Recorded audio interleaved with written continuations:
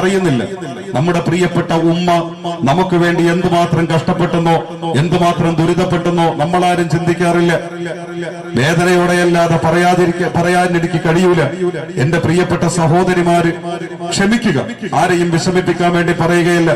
ഒരൽപ്പം ഭാര്യയോടുള്ള സ്നേഹം അഭിനിവേശമായി മാറുമ്പോ, അത്യാർത്ഥിയായി മാറുമ്പോ, അവളുടെ തലയണ മന്ത്രങ്ങൾക്കും അവളുടെ എല്ലില്ലാത്ത നാവ് കൊണ്ട് മെനഞ്ഞുണ്ടാക്കുന്ന നുണകളിലും പെട്ടിട്ട് അതുവരെ വളർത്തി താൻ അനുഭവിച്ച ഒരു ദുരിതങ്ങളും പറയാത്ത, താനൊന്ന് വേദനിപ്പിച്ചാൽ അതിന്റെ പേരിൽ പോലും തന്റെ മുമ്പിലിരുന്ന് കരയാതെ അതുപോലും തന്റെ മകന് സങ്കടമാകുമെന്ന് കരുതി അടുക്കളയുടെ പുകമറയെ താരുമറിയാതെ പൊട്ടിക്കരയുന്ന പാവപ്പെട്ട ഉമ്മമാരെ ഭാര്യമാർക്ക് വേണ്ടി പണയം വെക്കുന്ന, ഭാര്യമാർക്ക് വേണ്ടി വേദനിപ്പിക്കുന്ന, ഭാര്യമാർക്ക് വേണ്ടി വീട്ടിൽ നിന്ന് അടിച്ചിറക്കുന്ന, ഭാര്യമാർക്ക് വേണ്ടി എന്റെ മയ്യത്ത് പോലും കാണരുതെന്ന് പ്രിയപ്പെട്ട ഉമ്മമാരുടെ മുഖത്ത് നോക്കി പറയുന്ന 2017 അഭിനവ മക്കളുടെ കാലമാണ് ഈ കാലം.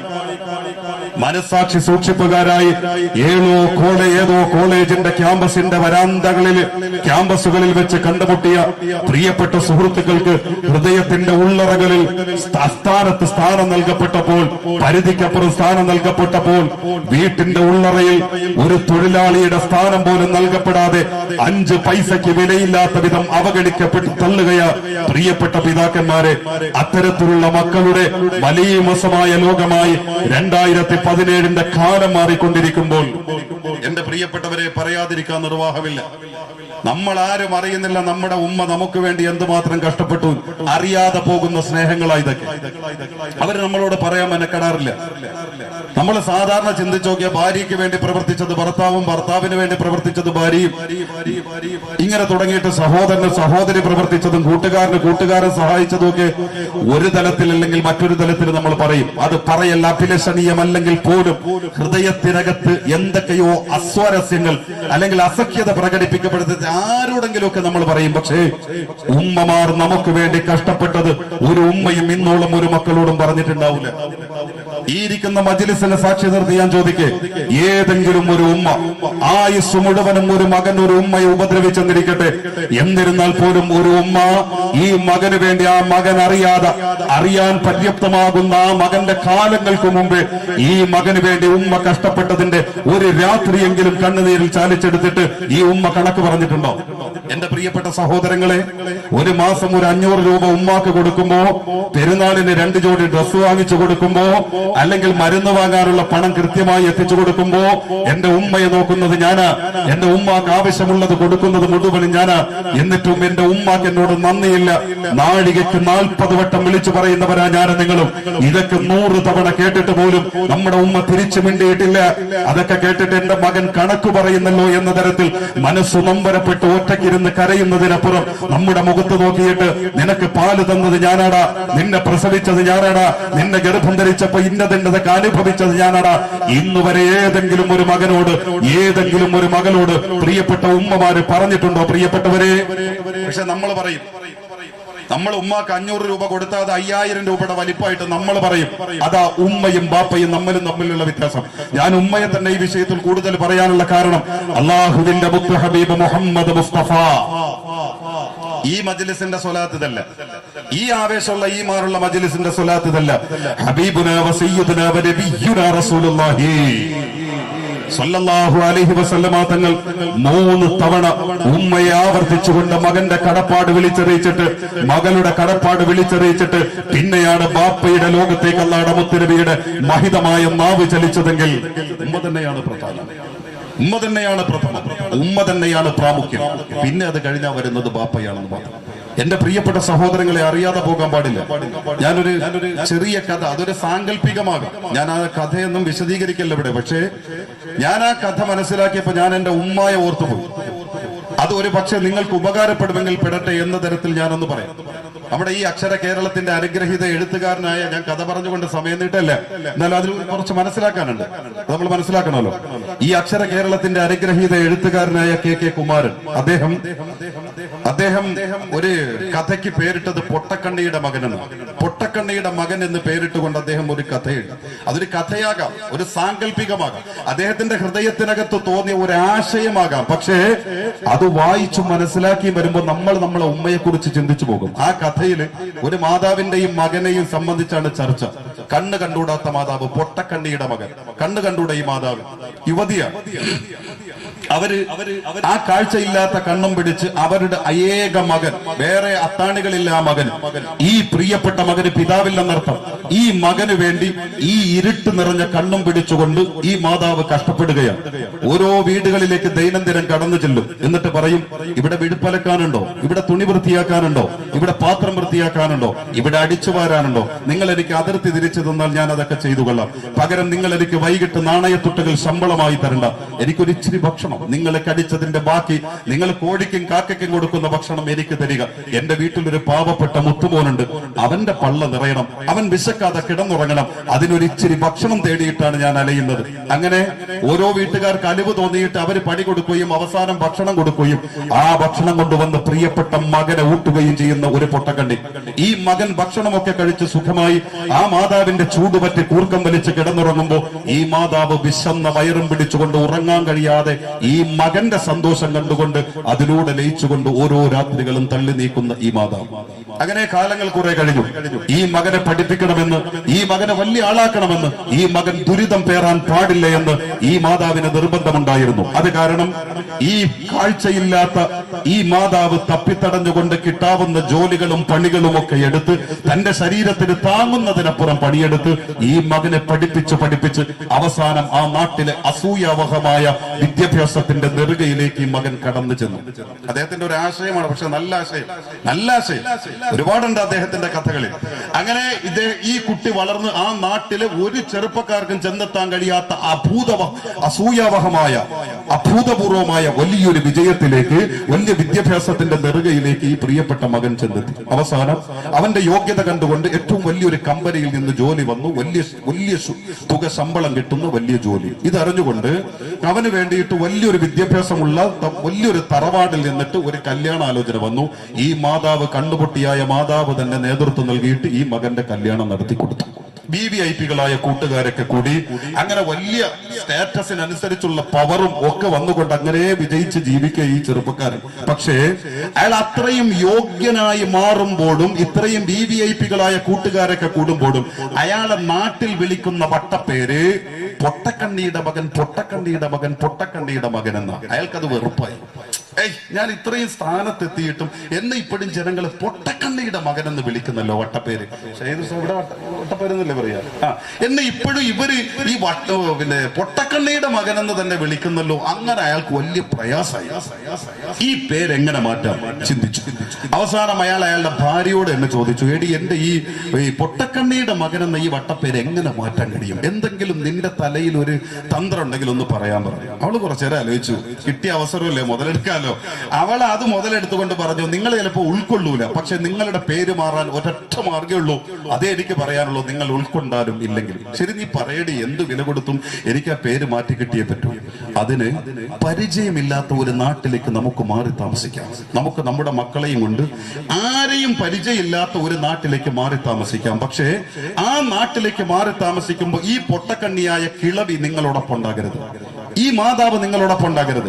എങ്കിൽ അവിടെ ചെന്നാലും പൊട്ടക്കണ്ണിയുടെ മകൻ എന്ന പേര് വീണ്ടും നിങ്ങളെ പിന്തുടർന്നുകൊണ്ടിരിക്കും. അതുകൊണ്ട് നിങ്ങൾ ആ മാതാവിനെ നിങ്ങളെ ഹൃദയത്തിൽ നിന്ന് പറിച്ചു കളയണം. എന്നിട്ട് നമുക്ക് മക്കളെയും കൊണ്ട് മറ്റൊരു നാട്ടിലേക്ക് പോയി താമസിക്കാം. ചിരപരിചിതമല്ലാത്ത നാട്ടിലേക്ക് മാറി താമസിക്കുമ്പോ ഈ പൊട്ടക്കണ്ണി നിങ്ങളുടെ കൂടെ ഇല്ല. അപ്പൊ നിങ്ങളെ മാതാവ് പൊട്ടക്കണ്ണിയാണെന്ന് അവർക്കറിയൂല. ഈ പേര് നിങ്ങൾക്കുണ്ടാവുകയുമില്ല. ആദ്യമൊന്നും അത് സമ്മതിക്കാനും ഉൾക്കൊള്ളാനും ഈ മകന് കഴിഞ്ഞില്ല. പക്ഷേ അവന്റെ പേരൊന്ന് മാറ്റിക്കിട്ടണമെന്ന് അവൻ കൊതിച്ച നേരത്ത് അവന്റെ മാതാവിനെ അവഗണിക്കാൻ അവൻ തീരുമാനിച്ചു. അവസാനം അവന്റെ തണലിൽ ജീവിക്കേണ്ട ഈ കണ്ണുപൊട്ടിയായ പാവപ്പെട്ട മാതാവിനെ, അവന്റെ ഉപ്പും ചോറും മുഴുവനും ഈ പാവപ്പെട്ട മാതാവിന്റെ രോദനങ്ങളും വിശപ്പുകളും ആത്മാർത്ഥതയും കെടുതികളുമായിരുന്നുവെങ്കിൽ അതൊക്കെ ഒരു നിമിഷം കൊണ്ട് മറന്നുകൊണ്ട് ഈ മാതാവിനെ ആ ചെറ്റപ്പുഴയിലേക്ക് ഒറ്റയ്ക്ക് ജീവിക്കാൻ ത്രാണിയില്ലാത്ത അവസ്ഥയിൽ തന്നെ, വയോധികമായ അവസ്ഥയിൽ ആ ചെറ്റപ്പുഴയിലേക്ക് വലിച്ചെറിഞ്ഞിട്ട് ഇവന്റെ ഭാര്യയെയും മക്കളെയും കൂട്ടിയിട്ട് മറ്റൊരു നാട്ടിലേക്ക് പോയി. അങ്ങനെ പുതിയ ജീവിതമായി, പുതിയ താമസമായി. അങ്ങനെ മകൻ അവിടെ പതിറ്റാണ്ടുകളോളം കഴിഞ്ഞു. അവസാനം അവന്റെ മാതാവിനെ കാണാൻ ഒരു മോഹം. കുറെ വർഷം കഴിഞ്ഞിട്ട് എനിക്ക് എന്റെ മാതാവിനെ ഒന്ന് കാണണമല്ലോ എന്ന് കൊതി വന്നിട്ട് അവന്റെ കുടുംബസമേതം നേരെ പഴയ നാട്ടിലേക്ക് വന്നു. നാട്ടിലേക്ക് വന്നിട്ട് അവന്റെ ആ പഴയ കുടിൽ തേടി പിടിച്ച് മാതാവിനെ ഒറ്റയ്ക്ക് താമസിക്കുന്ന കണ്ണുപൊട്ടിയായ മാതാവിനെ കാണാൻ വേണ്ടിയിട്ട് നേരെ അവന്റെ കുടിലിലേക്ക് വന്നു നോക്കുമ്പോ അവിടെ കുടിലില്ല, വീടില്ല, എല്ലാം നുരുമ്പി തകർന്നു കിടക്കുന്നു, മനുഷ്യവാസമേ ഇല്ല. ഉടനെ അയൽവക്കത്തെ വീട്ടിലേക്ക് ചെന്നിട്ട് ചോദിച്ചു, ഇവിടെ ഒരു മാതാവ് ഉണ്ടായിരുന്നല്ലോ കണ്ണുപൊട്ടി, എവിടെയെന്ന് ചോദിച്ചപ്പോ അയൽക്കാര് പറഞ്ഞു, നീ ആരാ അത് അന്വേഷിക്കാനെന്ന് ചോദിച്ചപ്പോ ഞാൻ അവരുടെ മകനായിരുന്നു.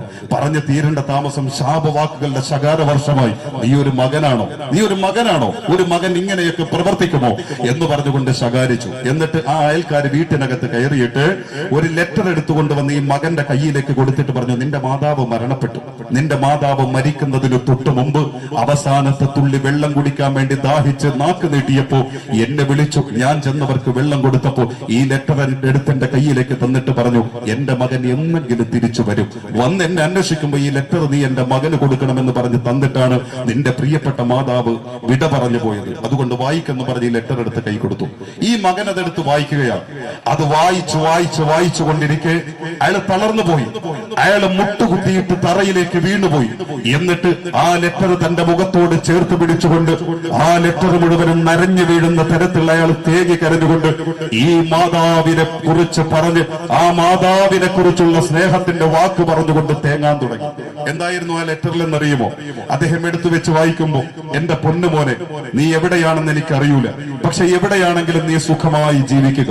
നിന്റെ സന്തോഷം മാത്രമാണ് ഞാൻ കൊതിച്ചത്, അതിനാണ് ഞാൻ കഷ്ടപ്പെട്ടത്, അതിനാണ് ഞാൻ ദുരിതപ്പെട്ടത്. അതുകൊണ്ട് എന്റെ പൊന്നുമോൻ ലോകത്ത് എവിടെയാണെങ്കിലും സന്തോഷത്തോടെ ജീവിക്കുക. നിനക്ക് സമാധാനം ഉണ്ടാകട്ടെ, ഐശ്വര്യമല്ലാത്ത മറ്റൊന്നും എന്റെ മകന് ഉണ്ടാകാതിരിക്കട്ടെ. എന്നാലും എന്റെ പൊന്നുമോനെ, നിന്റെ തണലിൽ നിന്റെ മക്കളോടൊത്ത് ജീവിക്കാൻ കൊതിച്ച നിമിഷങ്ങളിൽ നീ എന്നെ ഒറ്റയ്ക്ക് വലിച്ചെറിഞ്ഞിട്ട് പോയല്ലേ മോനെ. ഞാൻ ഒരിക്കലും നിന്നോട് പറയണമെന്ന് കരുതിയതല്ല, പക്ഷേ ഇപ്പോ അത് പറയൽ നിർബന്ധമായതുകൊണ്ട് മാത്രം ഞാൻ പറയും. നീ എന്നെ വലിച്ചെറിയാനുള്ള കാരണം ഞാനൊരു പൊട്ടക്കണ്ണിയായതുകൊണ്ടല്ലേ? പൊട്ടക്കണ്ണിയുടെ മകൻ എന്ന വിളിപ്പേര് നിനക്ക് വന്നതുകൊണ്ടല്ലേ നീ എന്നെ വലിച്ചെറിഞ്ഞു കളഞ്ഞത്? എങ്കിൽ എന്റെ പൊന്നുമോൻ ആ സത്യം അറിയണം. നീ ജനിക്കുന്നത് വരെ നിന്റെ ഈ മാതാവിന്റെ കണ്ണിന് യാതൊരു കേടുമില്ലായിരുന്നു. നല്ല പവറുള്ള കണ്ണായിരുന്നു എന്റെയും. ആ കണ്ണുകൊണ്ട് എല്ലാ യുവതികളെയും പോലെ ഞാനും ലോകം കണ്ടു. ഞാനും ഭൂമിയിലെ ഒരുപാട് പച്ചപ്പുകൾ കണ്ട് ആസ്വദിച്ചവളാ. നീ അങ്ങനെ എനിക്ക് വലുതായി വളർന്ന് കുസൃതി കാണിക്കാൻ തുടങ്ങിയ കാലമെത്തിയപ്പോ നീ നിന്റെ കൂട്ടുകാരോടൊത്ത് കളിച്ചുകൊണ്ടിരിക്കെ കൽച്ചീലുകൾക്കിടയിലേക്ക് മുഖമടച്ചുകൊണ്ട് നീ ഒരു തവണ വീണു. വീണ നേരത്ത് രണ്ട് വലിയ കുന്തമുനയുള്ള കൽച്ചീലുകളിലേക്ക് നിന്റെ രണ്ട് കണ്ണുകളും വന്ന് ആഞ്ഞു കുത്തിയ കാരണം കൊണ്ട് രണ്ട് കണ്ണും പൊട്ടിച്ചിതറിപ്പോയി. അവസാനം നിന്റെ നിലവിളി കേട്ടുകൊണ്ട് ഞാൻ ഓടിയെത്തുമ്പോ രണ്ട് കണ്ണും തകർന്ന് കരയുന്ന ചോര വീണുകൊണ്ടിരിക്കുന്ന കുഴിഞ്ഞ കണ്ണുമായി നിൽക്കുന്ന നിന്നെയാ കാണുന്നത്. നിന്നെയും എടുത്തുകൊണ്ട് അലറി വിളിച്ചുകൊണ്ട് അടുത്ത ഹോസ്പിറ്റലിലേക്ക് ഞാൻ കടന്നു ചെന്നു. അവിടെ ചെന്ന് ഡോക്ടറുടെ കാല് പിടിച്ചുകൊണ്ട് ഞാൻ കേണു പറഞ്ഞു, എന്റെ മകനെ രക്ഷപ്പെടുത്തണമെന്ന്. അന്നേരം ഡോക്ടർ എന്നോട് പറഞ്ഞു, നിന്റെ മകനെ ഞാൻ രക്ഷപ്പെടുത്താം, പക്ഷേ നിന്റെ മകൻ ഇനി ലോകം കാണൂല, അവന്റെ കണ്ണതിന് പറ്റൂല, അവന്റെ രണ്ട് കണ്ണും തകർന്നടിഞ്ഞു പോയി. ഞാൻ ആ ഡോക്ടറുടെ കാല് പിടിച്ച് കരഞ്ഞു, എന്റെ ജീവൻ വേണമെങ്കിലും പകരം തരാൻ, എന്റെ മകൻ ലോകം കണ്ടേ പറ്റൂ, അതിനെന്ത് വേണമെങ്കിലും പകരം തരാൻ, എനിക്കതിന് സഹിക്കാൻ കഴിയൂല എന്ന് പറഞ്ഞുകൊണ്ട് ഞാൻ വീണ്ടും അലറി കരഞ്ഞപ്പോ എന്നോട് അലിവ് തോന്നിയ ആ ഡോക്ടർ അന്നൊരു സാഹസിക പ്രവർത്തനത്തിന് മുതിർന്നു. എന്നോട് പറഞ്ഞു, എങ്കിൽ നിന്റെ മകന് വേണ്ടിയിട്ട് നീ ഒരു സാഹസിക പ്രവർത്തനത്തിന് മുതിരണം. എന്താണെന്ന് ചോദിച്ചപ്പോ എന്നോട് പറഞ്ഞു, നീ കണ്ണു പൊട്ടിയാവാൻ തയ്യാറാവുക, നിന്റെ രണ്ട് കണ്ണ് നിന്റെ മകന് ദാനം നൽകാൻ നീ തയ്യാറാവുക. നിന്റെ രണ്ട് കണ്ണ് നിന്റെ മകന് നൽകിയാൽ നീ ഇനി ശിഷ്ടകാലം ഇരുട്ടിലായി ജീവിക്കേണ്ടി വരും, പക്ഷേ നിന്റെ കണ്ണുകൊണ്ട് നിന്റെ മകൻ ലോകം കാണും. ആലോചിച്ച് വേണം, മകനാണെങ്കിലും നാളെ ഒരു സമയത്ത് നീ ദുരിതപ്പെട്ടു പോയേക്കാം എന്നൊക്കെ ഡോക്ടർ എന്നെ ഉപദേശിച്ചു. പക്ഷേ അധികം നിൽക്കാനും ആലോചിക്കാനും എനിക്ക് നേരമില്ല. അദ്ദേഹത്തിന്റെ കൈ പിടിച്ചുകൊണ്ട് ഞാൻ അലറിക്കരഞ്ഞു, എത്രയും പെട്ടെന്ന് എന്റെ കണ്ണ് മുറിക്കാൻ അങ്ങ് ഓർഡർ ഇടുക, എത്രയും പെട്ടെന്ന് എന്റെ കണ്ണ് ചൂഴ്ന്നെടുക്കുക. മുറിച്ചെടുക്കുന്ന കണ്ണെന്റെ പ്രിയപ്പെട്ട മകന്റെ കണ്ണിന്റെ ദ്വാരങ്ങളിൽ നിന്ന് പ്രകാശിക്കട്ടെ. അത് എത്രയും നേരത്തെ ആയാൽ അത്രയും എനിക്ക് സന്തോഷമെന്ന് ഞാൻ ഡോക്ടറോട് അലറി പറഞ്ഞു. അങ്ങനെ എന്റെ നിർബന്ധത്തിന് വഴങ്ങിക്കൊണ്ട് അവസാനം എന്റെ രണ്ട് കണ്ണുകളും എന്നിൽ നിന്ന് മുറിച്ചെടുത്തു. അക്ഷരാർത്ഥത്തിൽ എന്റെ പൊന്നുമോനെ, ആ രണ്ട് കണ്ണുകളാണ് നിന്റെ കണ്ണിന്റെ സ്ഥാനത്തിരുന്ന് തിളങ്ങുന്നത്. ആ കണ്ണുകൊണ്ടാണ് നീ ഈ ലോകം മുഴുവൻ കീഴടക്കി കണ്ണുണ്ടാക്കിയത്, ലോകത്തിന്റെ നെറുകയിലേക്ക് നീ എത്തിയത് ആ രണ്ട് കണ്ണുകൊണ്ടാണ്. അന്ന് മുതലാണ് ഞാൻ പൊട്ടക്കണ്ണിയായത്, അഥവാ നിനക്ക് വേണ്ടിയിട്ട് മാത്രമാണ് ഞാൻ പൊട്ടക്കണ്ണിയായത് എന്ന്. ഈ മാതാവിന്റെ സ്നേഹം, അറിയാതെ പോയ സ്നേഹമൊന്ന് വായിച്ചു തീർന്നപ്പോ ഇനി എനിക്ക് ആ സ്നേഹം കൊടുക്കാൻ കഴിയൂലല്ലോ എന്ന് കരുതി ആ മാതാവിനെ വിളിച്ചുകൊണ്ട് പൊട്ടി ഈ പ്രിയപ്പെട്ട മകൻ നിലവിളിച്ചുവെങ്കിൽ എന്റെ പ്രിയപ്പെട്ടവരെ, ഇതൊരു പക്ഷെ സാങ്കല്പികമാകാം, ഇതൊരു പക്ഷേ ഈ കെ കുമാരൻ എന്ന അനുഗ്രഹീത എഴുത്തുകാരന്റെ ഒരു ആശയമാകാം. പക്ഷേ അക്ഷരാർത്ഥത്തിൽ നമ്മുടെ വീടുകളിലും ഇത് തന്നെയല്ലേ നടപാടുന്നത്? നമ്മൾ അറിയുന്നില്ല നമ്മുടെ ഉമ്മയെ, നമുക്ക് വേണ്ടി കഷ്ടപ്പെട്ട ഉമ്മയെ. നമ്മളോടൊന്നും പറയാറില്ല നമ്മുടെ ഉമ്മ കഷ്ടപ്പാടുകളും നമുക്ക് വേണ്ടി അനുഭവിച്ച ദുരിതങ്ങളും. അവസാനം വന്ന് ഉമ്മയുടെ ജീവസ് നഷ്ടപ്പെട്ട മുഖത്തേക്ക് നോക്കുന്നത് പോലും വെറുപ്പായി കാണുന്ന എത്രയോ മക്കളുണ്ടെന്ന് ലോകത്ത്. പ്രിയപ്പെട്ടവരെ, പ്രിയപ്പെട്ട ഭാര്യയോടുള്ള സ്നേഹത്തിന്റെ പേരിൽ ഉമ്മമാരെ ഒരു സങ്കോചമില്ലാതെ വീട്ടിൽ നിന്ന് വലിച്ചിറക്കി കളയുന്ന, വലിച്ചു തള്ളിക്കളയുന്ന എത്രയോ മക്കളെ കൊണ്ട് ഈ ഭൂമി മണ്ണ് ശാപമായി മാറിയിരിക്കുന്ന പ്രിയപ്പെട്ടവരെ, ആകരുത് നമ്മുടെ വീടുകൾ. തൊലഞ്ഞു പോകും ഞാനും നിങ്ങളും. ഉമ്മമാരുടെ കണ്ണുനീരിൽ ചവിട്ടിയിട്ട് ഒരു മകനും ഇന്നോളം രക്ഷപ്പെട്ടിട്ടില്ല. എന്റെ യുവാക്കളെ, എന്റെ പ്രിയപ്പെട്ട സഹോദരിമാരെ, നിങ്ങൾക്കൊരു കുടുംബവും നിങ്ങൾക്കൊരു ഭർത്താവും നിങ്ങൾക്ക് മക്കളും ഒക്കെ കിട്ടിയപ്പോ നിങ്ങളുടെ കല്യാണത്തിന് വേണ്ടി പോലും സ്വപ്നം കണ്ട് കഴിഞ്ഞ പ്രിയപ്പെട്ട ഉമ്മാനെ നിങ്ങൾ മറന്നുപോയല്ലേ? ഒരു വർഷത്തിൽ 1-2 തവണ കണ്ടുകൊണ്ട് ഉമ്മയോടുള്ള ധർമ്മം നിർവഹിച്ചു എന്ന് കരുതിയോ എന്റെ പ്രിയപ്പെട്ട പെങ്ങൾ? മറന്നുപോകരുത് പ്രിയപ്പെട്ട പെങ്ങളെ. അവരുടെ ദുആയും അവരുടെ നിങ്ങൾക്ക് വേണ്ടിയുള്ള റബ്ബിനോടുള്ള തേട്ടങ്ങളും കൊണ്ട് മാത്രമാണ് ഞാനും നിങ്ങളും നിലകൊള്ളുന്നത്. അതുകൊണ്ട് ശ്രദ്ധിക്കുക പ്രിയപ്പെട്ടവരെ, ഈ ആയുസ് മുഴുവനും പകരം വെച്ചാൽ പോലും ഉമ്മാക്ക് പകരം ചെയ്യാൻ, ബാപ്പാക്ക് പകരം ചെയ്യാൻ നമ്മളാവൂല പ്രിയപ്പെട്ടവരെ. വിശുദ്ധ ഖുർആൻ പഠിപ്പിക്കണോക്ക്. وَإِذْ قَالَ لُقْمَانُ لِابْنِهِ وَهُوَ يَعِظُهُ يَا بُنَيَّ لَا تُشْرِكْ بِاللَّهِ إِنَّ الشِّرْكَ لَظُلْمٌ عَظِيمٌ ووصينا الإنسان بوالديه حملته أمه وهنا على وهن وفصاله في عامين أن اشكر لي ولوالدي إلي المصير.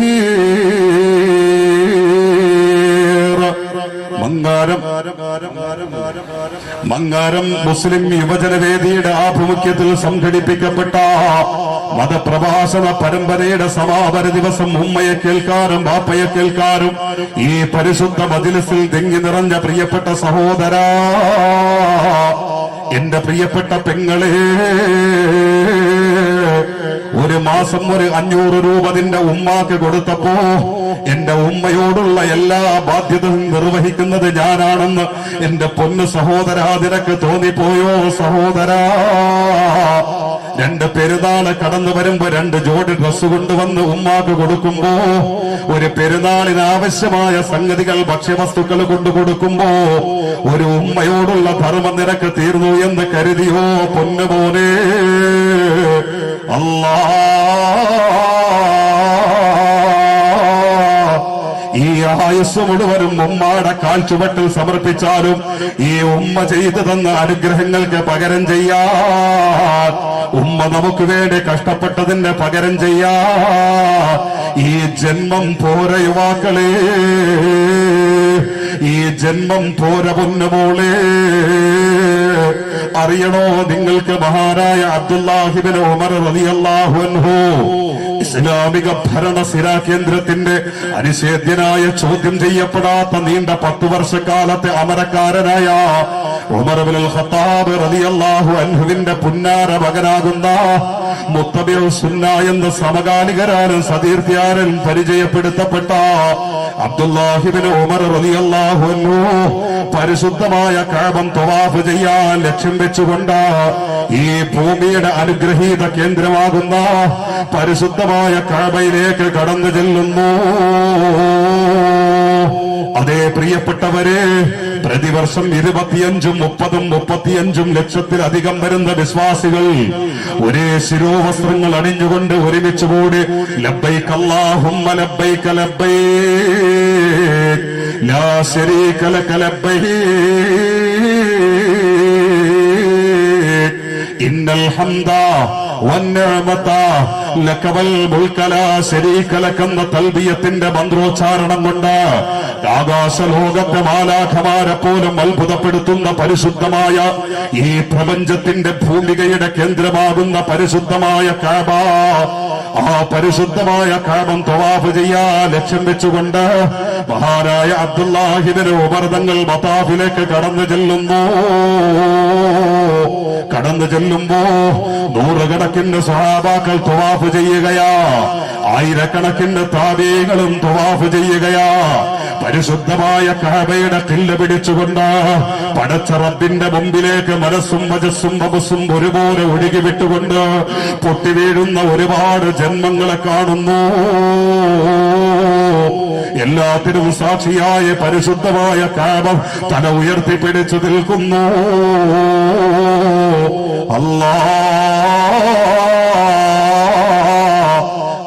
ആയിരങ്ങൾക്കിടയിൽ നിന്ന് ഒരു യുവാവിനെ തന്നെ മഹാനായ അബ്ദുല്ലാഹി ഇബ്നു ഉമർ തങ്ങൾ ശ്രദ്ധിക്കുന്നു. എന്താണ് ആ യുവാവിനെ തന്നെ അബ്ദുല്ലാഹി ഇബ്നു ഉമർ തങ്ങൾ ശ്രദ്ധിക്കാറുള്ള കാരണമെന്നറിയുമോ?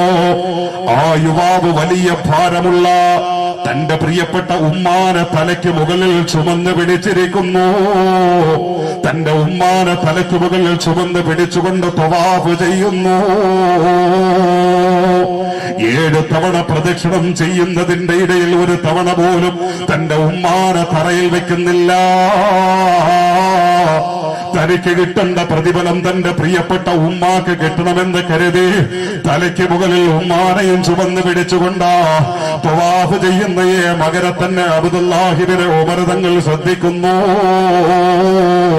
തവാഫ് ചെയ്ത് കഴിഞ്ഞ ഉടനെ തന്നെ ശ്രദ്ധിക്കുന്ന അബ്ദുല്ലാഹി ഇബ്നു ഉമർ തങ്ങള് ഈ യുവാവ് നോക്കുന്നു.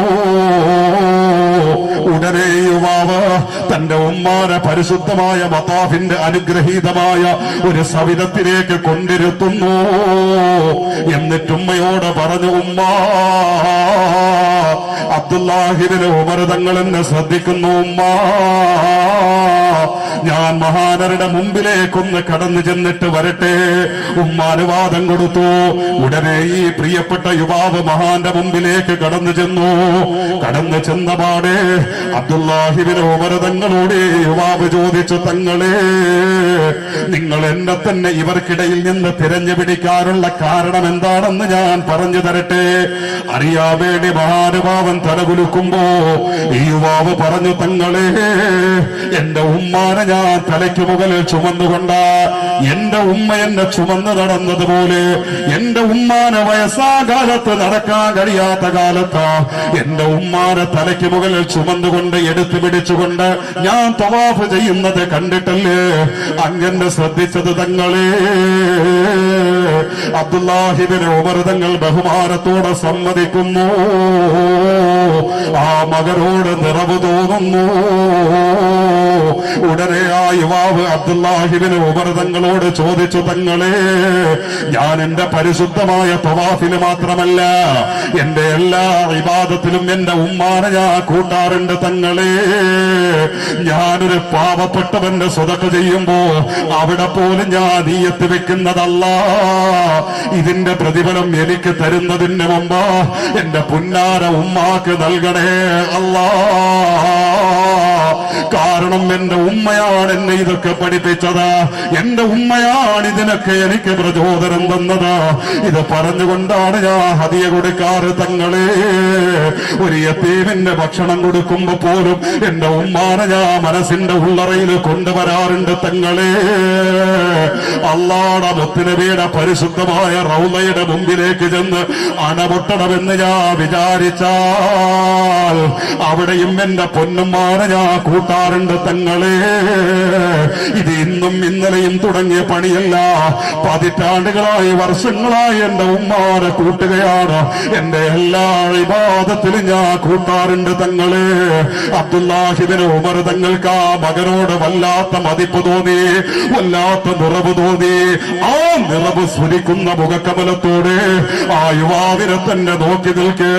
ഈ യുവാവ് മഹാനരോട് തിരിച്ചൊരു സംശയം ചോദിച്ചു, തങ്ങളെ അല്ലാഹു എനിക്കിനി എത്ര ആയുസ് നീട്ടി തന്നാലോ അത്രയും കാലം ഇതുപോലെ എന്റെ ഇബാദത്തിലൊക്കെ എന്റെ ഉമ്മാനെ ആ കൂട്ടും തങ്ങളെ. എന്റെ ഉമ്മാക്ക് കൂടി ഞാൻ കൽബിനകത്ത് നീയത്ത് വെക്കും തങ്ങളെ. അതുകൊണ്ട് ഞാനൊരു സംശയം ചോദിക്കട്ടെ തങ്ങളെ.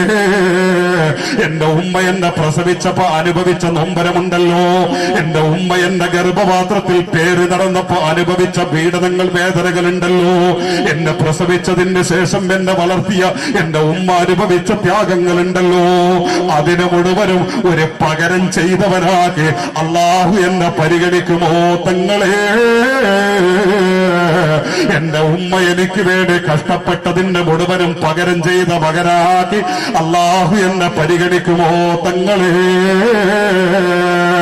എന്റെ ഈ പരിശുദ്ധമായ മങ്കാരം മുസ്ലിം യുവജനവേദിയുടെ കീഴിൽ സംഘടിപ്പിക്കപ്പെട്ട പരിശുദ്ധമായ മതവിജ്ഞാന സദസ്സിന്റെ സമാപന ദിവസം ഒരുമിച്ച് കൂടിയ യുവാക്കളെ, ആരാണ് ഉമ്മയെന്ന് തിരിച്ചറിഞ്ഞോ?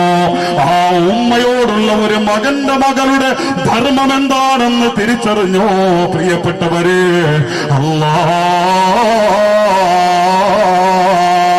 لأمك حق لو علمت كبير كثيرك يا هذا لديك يسير وتفديك مما تشتكيه بنفسها ومن فديها إلا لديك نبير. ഈ യുവാവ് ഉമ്മാക്ക് പകരം ചെയ്ത മകനാകുമോ എന്ന ഈ സംശയം അബ്ദുല്ലാഹിബ്നു ഉമർ തങ്ങളോട് ചോദിച്ചതോടുകൂടി ഉമർ തങ്ങളുടെ മുഖഭാവം മാറുന്നു. ഉമർ തങ്ങൾക്ക്, അബ്ദുല്ലാഹിബ്നു ഉമർ തങ്ങൾക്ക് ആ യുവാവിനോട് പുച്ഛം തോന്നുന്നു. എന്നിട്ട് പറഞ്ഞു കൊടുത്ത്, എന്തടോ നീ ചോദിക്കുന്നത്? നിന്റെ ഉമ്മ നിന്നെ കഷ്ടപ്പെട്ടതിന്റെ പകരമാകുമോ എന്നോ? നിന്റെ ഉമ്മ നിനക്ക് വേണ്ടി ത്യാഗം ചെയ്തതിന്റെ പകരമാകുമോ എന്നോ? നിനക്ക് ആയുസ് മുഴുവനും അല്ലാഹു അവസാന കാലം വരെ നീട്ടിത്തന്നിരിക്കട്ടെ. ആ നീട്ടിത്തന്ന കാലം അത്രയോ തറയിൽ വെക്കാതെ തലയിൽ വെക്കാതെ നീ കൊണ്ടു നടന്നാ പോലും നിന്റെ ജന്മം കൊണ്ട്, നിന്റെ ആയുസ് കൊണ്ട് നിന്റെ ഉമ്മാക്ക് പകരം ചെയ്യാ. നിന്റെ ഉമ്മ നിന്റെ പ്രസവിച്ച നേരത്തനുഭവിച്ച ഒരു പുരുഷ പ്രകൃതിക്ക് ചിന്തിക്കാൻ കഴിയാത്ത സാഹസികമായ വേദനയ്ക്ക് പോലും പകരം ചെയ്യാ ഈ ജന്മം പോര പോലെ, ഈ ആയുസ് മതിയാവില്ല പോലെ. അബ്ദുല്ലാഹിബ്നു ഉമർ തങ്ങൾ ഉമ്മാടെ സ്ഥാനം വാരോളം പുകഴ്ത്തി പറയുമ്പോൾ വലാകിൻ അഹ്സൻത, എങ്കിലും നിനക്ക് ഇഹ്സാൻ ചെയ്തവരെന്ന് പറയാ. നിന്റെ ഉമ്മാക്ക് ഗുണം ചെയ്ത മകനെന്ന് റബ്ബിനോട് നിനക്ക് പറയാ. വബിൽ വാലിദൈനി ഇഹ്സാനാ, മാതാപിതാക്കൾക്ക് നിങ്ങൾ ഗുണം ചെയ്യണേ, നിങ്ങൾ ദാസ്യവേല ചെയ്യണേ, അവരെ നിങ്ങൾ പരിചരിക്കണേ എന്ന് പറഞ്ഞ ഗുണവാന്മാരിൽ നീ പെടാ. അതിനപ്പുറം പകരം ചെയ്യാ ഈ ആയുസ് പോര പോലെ. അബ്ദുല്ലാഹിബ്നു ഉമർ റളിയല്ലാഹു അൻഹു യുവാവിനോട് തിരിച്ചു പറയുമ്പോൾ, എന്റെ മങ്ങാരത്തെ പ്രിയപ്പെട്ട യുവാവേ, ഉമ്മാനെ വേദനിപ്പിച്ചിട്ട് ഒരു സ്വർഗം നീ പ്രതീക്ഷിക്കേണ്ട പോലെ. എന്റെ യുവാക്കളെ, ഭാര്യയോടൊപ്പം സ്നേഹം കൂടിയപ്പോ, ഭാര്യയുടെ തൊലിവെളുപ്പ് നമ്മുടെ ദൗർബല്യമായി മാറിയപ്പോ, നമ്മുടെ ഉമ്മ അടുക്കളയുടെ പുകമറയത്ത് അവഗണിക്കപ്പെട്ട ജന്മമാക്കപ്പെട്ടോ. അല്ലാ ജീവിതം തുലഞ്ഞു പോകും പൊന്നുമോനെ, ഈ ആയുസ് ദുരിതമായി പോകും പൊന്നുമോനെ. വല്ലദീന ജാഊ മിൻ ബഅദിഹിം യഖൂലൂൻ റബ്ബനാ ഇഗ്ഫിർ ലനാ ولإخواننا الذين سبقونا بالإيمان ولا تجعل في قلوبنا غلا للذين آمنوا ربنا إنك رؤوف رحيم. ഖുർആനിൽ ബയ്യന അല്ലാഹു അസ്സ വജൽ.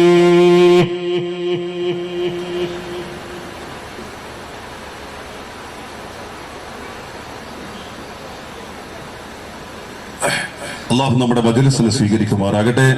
അള്ളാഹു മാതാപിതാക്കളുടെ പൊരുത്തം കൊണ്ട് നമ്മെ അനുഗ്രഹിക്കുമാറാകട്ടെ. എന്റെ പ്രിയപ്പെട്ട സഹോദരങ്ങളെ, അവർക്ക് എങ്ങനെ ഗുണം ചെയ്യണം? ഇസ്ലാം പഠിപ്പിക്കുന്ന ശൈലിയുണ്ടോ? നമ്മളെങ്ങനെ ഗുണം ചെയ്യുക?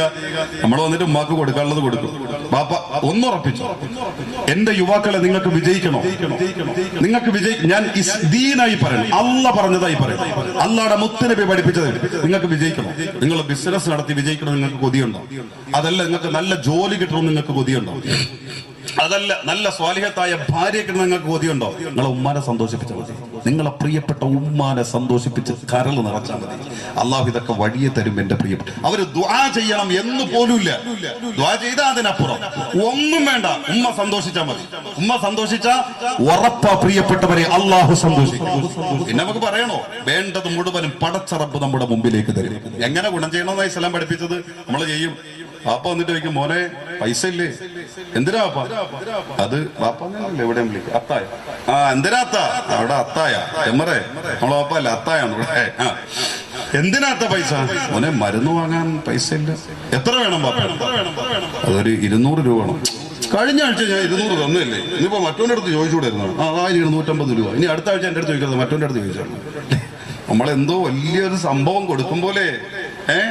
ഉമ്മ വീട്ടിലേക്ക് വന്നു. എന്താ മോനെ, മരുന്ന് വാങ്ങാൻ ഇൻസുലിൻ എടുക്കാനൊന്നും പൈസ ഇല്ല മോനെ, അവന്റെ കയ്യിലും പൈസ ഇല്ല, അതുകൊണ്ട് നീ ഒരു 500 രൂപ. 500 തരാനില്ല. 6 മാസം മുമ്പ് ഉമ്മാക്ക് ഞാൻ 300 രൂപ വന്നില്ലേ? ഇനി ഇരിക്കട്ടെ ഒരു 250 രൂപ അത് തന്നിട്ട്. അപ്പോഴും നമ്മൾ പറയും ഇതൊക്കെ എന്റെ നിന്ന് വാങ്ങുകയും ചെയ്യും, അവളുടെ അടുത്ത് ഇരുന്ന് കണാണ് ആക്കുകയും ചെയ്യും. നമ്മൾ പറയാം അല്ലേ? എന്റെ പ്രിയപ്പെട്ട സഹോദരങ്ങളെ, നമ്മളെ വീട്ടിൽ നടക്കുന്നത് അള്ളാഹുടെ മുത്തനബി എങ്ങനെ പഠിപ്പിച്ചത്? ഉമ്മാക്ക് ഗുണം ചെയ്യാൻ പറഞ്ഞത്, ബാപ്പാ ഗുണം. നമ്മൾ പെരുന്നാളിന് 2 കിലോ രസെടുത്തോണ്ട് വരും. ഒരു 4 കിലോ അരി അല്ലേ? 2 കിലോ എന്നൊക്കെ പറഞ്ഞാൽ തീരെ മോശമാവും, ആരും ചെയ്യില്ല. അപ്പൊ ഒരു 4 കിലോ അരിയായിട്ട് വരും. ഭാര്യയോട് പറയും, എടി 27 രാവിലെ എടി നമുക്ക് പോയി ഉമ്മച്ചിയെ കണ്ടിട്ട് വേടി. വരാം. നീ അവിടെ ചെന്നിട്ട് എന്നെ മാറ്റി എടുത്തിട്ട് അടുക്കളയിൽ കയറിയിട്ട് ഉമ്മായുമായിട്ട് വർത്താനം പറയാൻ നിൽക്കരുത്. എന്നെ കുറിച്ച് വല്ലതും ഒക്കെ അവിടെ പറഞ്ഞ പിന്നെ ഇവിടെ വന്നാൽ പെരുന്നാളിന്റെ അന്ന് പട്ടിണി കിടക്കേണ്ടി വരും. സഹോദരിമാരും ഉമ്മമാരൊക്കെ ചിരിക്കുന്നുണ്ട് വീട്ടില്. ഇല്ലടി ഞാൻ ഒന്നും പറയില്ല, എന്റെ മുമ്പിൽ വെച്ച് കൊടുക്കണം, അപ്പോഴും പോണം, എനിക്ക് വീട്ടിൽ പോണം, അവിടെ ഉമ്മായും വാപ്പായും ഒക്കെ കാത്തിരിക്കുകയാണ്. അവർക്കുള്ള സാധനങ്ങൾ ലോറിയിൽ വേറെ നമ്മൾ അങ്ങോട്ട് വിട്ടിട്ടുമുണ്ട്. അതും പാവപ്പെട്ടവന്റെ പൈസ. നേരെ വന്നു, വീട്ടിലെത്തി. ഉമ്മ എന്താ മക്കളെ ഇരീടാ നോമ്പൊക്കെ മുറിച്ചിട്ടോ? അതിനൊന്നും നേരെയില്ല, ഇതായിരിക്കണം എടുത്തോളി. എന്താടാ മക്കളെ ഇത് ഒരു കുപ്പായമുണ്ട്, ഒരു കുപ്പായത്തിന്റെ തുണിയുണ്ട്, ഒരു മുണ്ടുണ്ട്, 35 രൂപയ്ക്ക് എനിക്ക് അവിടുത്തെ കടയിൽ നിന്ന് വേലായുധൻ ചേട്ടൻ തന്നതാ. ഇതെന്റെ ഉമ്മാക്കിരിക്കട്ടെ. അതാ ഒരു 200 രൂപ ഉണ്ട്. ഉമ്മ അന്ന് കോഴിയൊക്കെ വാങ്ങിച്ച് കഴിച്ചോളി. 1 കിലോ കോഴിയൊക്കെ ഇതിലെന്തായാലും കിട്ടും. എന്റെ മോനെന്തിനായിരിക്കും? ഞാൻ മട്ടൻ വാങ്ങിച്ചു കഴിച്ചോളാം. ഇതാ നമ്മളെ അല്ലേ? വേണമെങ്കിൽ നമ്മൾ അത് കൊടുത്തിട്ട് ഉമ്മടുത്ത് ചോദിക്കും, വേറെ മക്കളൊക്കെ പൈസ എന്നില്ല ഉമ്മ, സക്കാത്തിന് എനിക്ക് വല്ലതും തരി. ഇത് ചോദിക്കുന്നവരാ നമ്മൾ. ഇസ്ലാം പഠിപ്പിച്ചോ ദീന് പഠിപ്പിച്ച വാക്ക്. എന്റെ ഉമ്മാക്ക് ഗുണം ചെയ്യേണ്ടത് അങ്ങനെ, ബാപ്പാക്ക് ഗുണം ചെയ്യേണ്ടത് അങ്ങനെ. എങ്ങനെ? ചോദ്യം ചെയ്യപ്പെടാത്ത രാജാവിന്റെ മുമ്പിലെത്തുന്ന പരിചാരകൻ, രാജാവിന്റെ മുമ്പിലെത്തുന്ന രാജാവിന്റെ സേവകൻ വന്നിട്ട് ആ രാജാവിന് കൊടുക്കുന്ന തുഹ്ഫകളില്ലേ, ഹദിയകൾ, എങ്ങനെ കൊടുക്കുക? രാജാവെ പിടിച്ചോ എന്നും പറഞ്ഞ അല്ല, പിന്നെ എങ്ങനെ കൊടുക്കും? സ്വീകരിച്ചാലും അടിയൻ തൃപ്തിയോടെ കൊണ്ടുവരുന്നതാണ്. അങ്ങ് സ്വീകരിച്ചാലും അങ്ങ് എടുത്താലും അങ്ങ് ഉപയോഗിച്ചാലും ഒരു മുതലാളിയുടെ മുമ്പിൽ അയാളുടെ കീഴിലായി ജീവിക്കുന്ന തൊഴിലാളി അടിമ വന്നിട്ട് ആ മുതലാളിക്ക് കൊടുക്കുന്ന ഹദിയകൾ പോലെ, സമ്മാനങ്ങൾ പോലെ പാതാളത്തോളം വിനയഭാവത്തോടെ താഴ്ന്നു നിന്നുകൊണ്ട് നിന്റെ പ്രിയപ്പെട്ട ഉമ്മാക്ക് ഹിദുമത്തെടുക്കണമെന്ന്, നിന്റെ പ്രിയപ്പെട്ട ജന്മം നൽകിയ ബാപ്പാക്ക് വേണ്ടി ഹിദുമത്തെടുക്കണമെന്ന് അവരുടെ നേർക്കൊന്നും നോക്കുക പോലും ചെയ്യരുതെന്ന് പരിശുദ്ധമായ ദീനുൽ ഇസ്ലാം പഠിപ്പിക്കുമ്പോൾ നമ്മളെ വീടുകളിൽ ഇതൊന്നുമില്ല. നമ്മൾ ഇതൊക്കെ മറന്നു, നമ്മൾ ഇതൊക്കെ അവഗണിച്ചു. അതിനപ്പുറം ഉമ്മമാരെ കരയിപ്പിക്കുന്ന മക്കളായി മാറി. അതിന്റെ ഫലമോ സമാധാനം നഷ്ടപ്പെട്ടു. എവിടെ തൊട്ടാലും വിജയില്ല, എന്തിനിറങ്ങിയാലും വിജയില്ല. ലക്ഷങ്ങളുമായി പ്രതീക്ഷയോടെ ഇറങ്ങിയാലും കുറച്ച് കഴിയുമ്പോൾ ചീട്ടുകൊട്ടാരം പോലെ സ്വപ്നങ്ങളുടെ സാമ്രാജ്യം തകർന്നടിയേ. പ്രധാന കാരണം ഉമ്മയുടെ ശാപമാണ്, ഉമ്മയുടെ കണ്ണ്. അപ്പൊ ഉമ്മ ശപിക്കോ പുറബി ഉസ്താദ്? ഉമ്മ ശപിക്കണ്ട, ഉമ്മയുടെ കണ്ണ് നിറഞ്ഞാ മതി, ഉമ്മയുടെ മനസ്സൊന്നും നൊമ്പരപ്പെട്ടാ മതി. എന്റെയും നിങ്ങളുടെയും ദുരിതം അവിടെ തുടങ്ങും. പ്രിയപ്പെട്ടവരെ, ഇതൊന്നും എന്റെ വാക്കല്ല, അത്ര വലിയ ബന്ധമായി ഇതൊക്കെ. നോക്ക്, എത്രയോ മുഅ്മിനീങ്ങളുണ്ട്, എത്രയോ വിശ്വാസികൾ, എത്രയോ സഹോദരങ്ങൾ, വിശ്വാസികൾ മാത്രമല്ല അന്യമതസ്ഥര് തന്നെയല്ലേ എത്രയോ യുവാക്കളുണ്ട് സുന്ദരമായി ജീവിക്കുന്നു. അതിന്റെ പിന്നിൽ ചെന്നാലുണ്ടാവും അവരുടെ അമ്മയുടെ അല്ലെങ്കിൽ ഉമ്മയുടെ തൃപ്തികളും പൊരുത്തവും സ്നേഹവും നിറവും ഒക്കെ. ആ നിറവ് കിട്ടിയാൽ മതി, രക്ഷപ്പെടും. എന്തും അള്ളാഹു നമുക്ക് തരും. നിങ്ങളെ മുമ്പിൽ നിൽക്കുന്ന അപൂർവന് വല്ല യോഗ്യത ഉണ്ടായിട്ട് അതൊന്നുമല്ല. എന്റെ ഉമ്മാടെ തൃപ്തി, എന്റെ ബാപ്പാടെ തൃപ്തി, അത് ഞാൻ 100% ശ്രദ്ധിക്കാറുണ്ട്. എന്റെ പ്രിയപ്പെട്ട സഹോദരങ്ങളെ, അറിയാതെ കാര്യങ്ങൾ നടന്നു. അതെ, കൊടുങ്ങല്ലൂര്, തൃശ്ശൂർ ജില്ലയിലെ കൊടുങ്ങല്ലൂരിനടുത്ത് സ്വാഹിബിന്റെ പള്ളി എന്ന ഒരു അറിയപ്പെടുന്ന ഒരു പള്ളിയും, അവിടെ ഒരു സഹോദരനുണ്ട്. അയാള് ദോഹയില, ഒരു പക്ഷേ ഈ ലൈവ് പ്രോഗ്രാം കാണുന്നുണ്ടാവും. അദ്ദേഹം ഹുസൈൻ നബീബ് എന്ന പേര്. അദ്ദേഹത്തിന്റെ ഉമ്മ, അദ്ദേഹം കല്യാണം കഴിച്ച് വീട്ടിലെത്തി 2 മക്കളെയൊക്കെ കെട്ടിച്ച് ഏകദേശം 55 വയസ്സിന് പുറത്തായി കാണണം എന്റെ കണക്കനുസരിച്ച്. അദ്ദേഹം കല്യാണം കഴിഞ്ഞ് ഭാര്യയെ വീട്ടിലേക്ക് എന്നോടൊരിക്കൽ പറഞ്ഞതാ, കല്യാണം കഴിഞ്ഞ് ഭാര്യയെ വീട്ടിലേക്ക് കൊണ്ടുവന്നിട്ട് ആ ഭാര്യയ്ക്ക് കൊടുത്ത നിർദ്ദേശം എന്താണെന്നറിയോ? വ്യക്തിപരമായി എന്നിൽ നീ എന്ത് പ്രവർത്തിച്ചാലും എനിക്ക് പരാതിയില്ല. നീ എന്റെ കാര്യങ്ങൾ നിർവഹിക്കുന്നതിൽ വീഴ്ച വരുത്തിയാലോ, എന്റെ വസ്ത്രങ്ങൾ അലക്കുന്നതിൽ വീഴ്ച വരുത്തിയാലോ, എനിക്ക് ഭക്ഷണം തരുന്നതിൽ താമസിച്ചാലോ എനിക്ക് ഒരു പരാതിയില്ല. പക്ഷേ എനിക്കൊരു ഉമ്മയുണ്ട്, ഞാൻ എന്റെ ജീവൻ പോലും കളഞ്ഞ് സ്നേഹിക്കുന്ന എന്റെ ഉമ്മ. ഓല മെടഞ്ഞിട്ട് പോലും വിശന്നിരുന്നിട്ടും എന്നെ ഊട്ടി വലുതാക്കി പള്ള നിറച്ചു തന്ന എന്റെ പ്രിയപ്പെട്ട ഉമ്മ. ഈ ഉമ്മ ദുരിതപ്പെടരുത്. ഞാൻ കയറി വരുമ്പോ ഈ ഉമ്മ വിഷമിച്ചിരിക്കുന്നത് ഞാൻ കാണരുത്. എന്റെ ഉമ്മയുടെ ശരീരത്തെ ഒരു അഴുക്ക് കാണരുത്. അത് ഞാൻ പൊരുത്തപ്പെടൂല. റബ്ബിന്റെ മുമ്പിൽ അതിന്റെ പേരിൽ നിന്നെ പിടിച്ചു നിർത്തുമെന്ന് പറഞ്ഞ് പ്രിയപ്പെട്ട ഭാര്യയ്ക്ക് നിർദ്ദേശം നൽകിയ ധർമ്മമുള്ള മകൻ. അള്ളാഹു അതിനോടുത്ത ഫലം എന്തെന്നറിയോ? ആ ഉമ്മ ഒരു വെള്ളിയാഴ്ച മരിക്കണത്, ജുമയുടെ നേരത്തെ മരിച്ചു. ജുമ കഴിഞ്ഞ ഉടനെ എന്നെ വിളിച്ചിട്ട് പറഞ്ഞു, ഉസ്താദെ എന്റെ ഉമ്മ എന്നെ വിട്ടേച്ചു പോയി. പൊട്ടിക്കരഞ്ഞോണ്ട പറയണം, ഞാൻ ഒറ്റപ്പെട്ടു ഉസ്താദെ. ദോഹയിലെ അപ്പോഴ് അവിടെ നിന്ന് വിളിച്ചു പറയും, ഉസ്താദെ ഞാൻ ഒറ്റപ്പെട്ടു ഉസ്താദെ, എന്റെ പ്രിയപ്പെട്ട ഉമ്മ മരണപ്പെട്ടു, എന്നെ വിട്ടേച്ചു പോയി. അതുകൊണ്ട് ഞാൻ കഴിയുമെങ്കിൽ ഉസ്താദ് എത്തണം, മയ്യത്ത് നിസ്കരിക്കണം എന്ന് പറഞ്ഞ് അവിടെ നിന്നേ കരഞ്ഞു. ആ സഹോദരൻ ഈ അടുത്ത് ഏകദേശം 2 വർഷവും ഈ അടുത്ത് വീട്ടിലെത്തിയിട്ട് 2 പെൺമക്കളുടെ കല്യാണം കഴിഞ്ഞതും വാഹനം എടുത്തതും ഒക്കെ പറയും, എന്തോ ഒരു സംഭവം പോലെ അങ്ങ് നടക്കേ ഉസ്താദേ, ബറക്കത്ത്, എന്തോ ഒരു സംഭവം പോലെ വീട്ടിൽ ഇങ്ങനെ നടക്കേ. എന്റെ മോളെ കല്യാണത്തിന് സമയമായെന്ന് ഞാൻ ചിന്തിക്കുമ്പോഴേക്ക് അള്ളാഹു അതിന്റെ വഴികളൊക്കെ ഒരുമിച്ച് കൂട്ടി. ആദ്യത്തെ മോളുടെ കല്യാണം കഴിഞ്ഞ് സുഖകരമായി. 2ാമത്തെ മോളെ കല്യാണത്തിന് മുമ്പേ ഞാൻ ആഗ്രഹിച്ച ഒരു വാഹനം എനിക്ക് വേണം, സുന്ദരമായി അത് നടന്നു. 2ാമത്തെ മകളുടെ കല്യാണം വളരെ സുഖകരമായി ഞാൻ നടത്തി. അതുപോലെ വീട് പണികൾ, മറ്റു കാര്യങ്ങളൊക്കെ ഞാൻ ആഗ്രഹിക്കുമ്പോൾ തന്നെ അള്ളാഹു നടത്തി തരേ. എന്നിട്ട് അദ്ദേഹം അനുഭവം പറയേ, ഇതൊക്കെ ഒരു പക്ഷേ ഞാൻ എന്റെ ഉമ്മയെ സന്തോഷിപ്പിച്ചതിന് പകരം, ഞാൻ എന്റെ ഉമ്മാക്ക് വേണ്ടി ജീവിതത്തെ സമർപ്പിച്ചതിന് പകരമായിരിക്കാം ഈ സന്തോഷവും ഈ സമാധാനവും ഈ ഒരു സ്നേഹമൊക്കെ അള്ളാഹു എനിക്ക് തന്നതെന്ന് ഈ പ്രിയപ്പെട്ട ഹുസൈൻ ഹബീബ് എന്ന സഹോദരൻ നിറക്കണ്ണുകളോടെ വിളിച്ചു പറയുമ്പോ, എന്റെ സഹോദരങ്ങളെ, തീർച്ച ഒരു മുഅ്മിനിന്റെ, ഒരു മനുഷ്യന്റെ, ഭൂമിയിലെ ഒരു മകന്റെ ജീവിതത്തിന്റെ വിജയം അത് ഉമ്മയുടെ തൃപ്തിയില്ല. ഒരു മകന്റെ ജീവിതത്തിന്റെ ദുസ്സഹത, അവന്റെ പരാജയം അത് മാതാവിന്റെ ദേഷ്യത്തിലും മാതാവിന്റെ സങ്കടത്തിലും. ആ പ്രിയപ്പെട്ടവരെ, വെറുതെ അല്ലാഹുവിന്റെ മുത്തനബി മാതാവിന്റെ കാൽച്ചുവട്ടിലാണ് സ്വർഗം എന്ന് പഠിപ്പിച്ചത്. അതല്ല, കാരണം അതിന് മാത്രം നമുക്ക് വേണ്ടി കഷ്ടപ്പെട്ടവരല്ലേ നമ്മുടെ പ്രിയപ്പെട്ട ഉമ്മയ്ക്ക് അള്ളാഹുടെ മുത്തുനബി എന്താ വിവരിച്ചത്? ആ നബിയുടെ ഹദീസുകളൊക്കെ ഒരു മഹാൻ വിവരിച്ചു തരുന്ന കേട്ടാൽ കവിതാ ശകലങ്ങളിലൂടെ പഠിപ്പിച്ചു തരേ എന്നെ നിങ്ങളെ ഓർത്തു നോക്ക്.